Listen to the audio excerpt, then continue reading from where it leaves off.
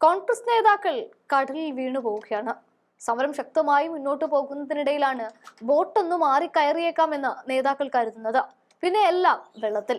ഇത്തരത്തിൽ സമരം നടത്തേണ്ടിയിരുന്നോ എന്നും വേണ്ട മുൻകരുതലുകൾ ഒന്നും എടുത്തില്ല എന്നുമൊക്കെ ധാരാളം ചോദ്യമാണ് ഇപ്പോൾ ഉയർന്നത്. അതായത് ആലപ്പുഴയിൽ കടൽ മണൽ ഖനനത്തിനെതിരായ പ്രതിഷേധത്തിനിടെ കോൺഗ്രസ് നേതാക്കൾ കടലിൽ വീഴുകയാണ്. ഇന്നലെ കെ.സി. വേണുഗോപാൽ എം.പി പങ്കെടുത്ത ആഴക്കടൽ സംഗമത്തിനിടെയാണ് ഈ സംഭവം നടന്നത്. Alappuzha DCC president B Babu പ്രസാദും എം ലിജുവുമാണ് കടലിൽ വീണത്. കരയിൽ നിന്നും ബോട്ട് മാർഗം ആഴക്കടലിലേക്ക് എത്തി അവിടെ നിന്നും മറ്റൊരു ബോട്ടിലേക്ക് കയറുന്ന സമയത്ത് വെള്ളത്തിൽ നിന്നും തെന്നി വീഴുകയായിരുന്നു. വീഴ്ചയിൽ ആർക്കും പരിക്കില്ല. ഇരുവരും കടലിൽ വീണ ദൃശ്യങ്ങൾ പുറത്തു വരികയും ചെയ്തു. മത്സ്യത്തൊഴിലാളികളും പോലീസും ചേർന്നാണ് ഇരുവരെയും രക്ഷിച്ചത്.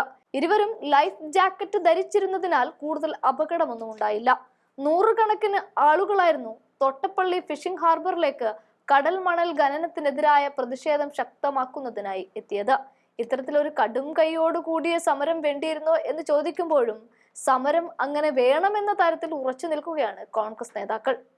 അങ്ങനെയെങ്കിലും CPM-ന്റെയും പിണറായിയുടെയും കണ്ണൊന്ന് തുറക്കട്ടെ എന്ന് കരുതിയാണ് ഈ സമരം. എന്തായാലും ആ വീഴ്ചയുടെ ദൃശ്യങ്ങൾ ഒന്ന് കാണാം.